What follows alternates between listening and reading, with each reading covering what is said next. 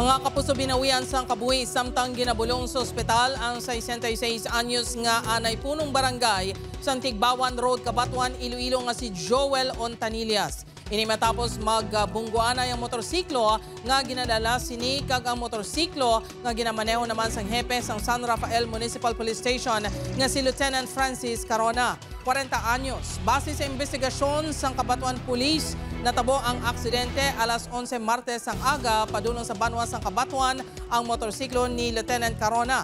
Samtang sa piyak nga lane ang motorsiklo ni Ontanillas. Sang nagliko si Ontanillas, diri na kag nagluntad ang aksidente. Nagangkon sang samad sa ulo si Ontanillas nga gindala pa sa ospital diri sa Iloilo City. Mga alauna kaina sang kaagahon ginpahibalo ang Cabanatuan Police nga ini ang napatay na. Samtang si Lieutenant Carona nag-angkon sang bali sa iya natuong abutkon kagindala sa ospital sa Lambunaw. Ginahulat pa sang Cabanatuan Police ang desisyon sa himata sang anay punong barangay kaangot sa insidente.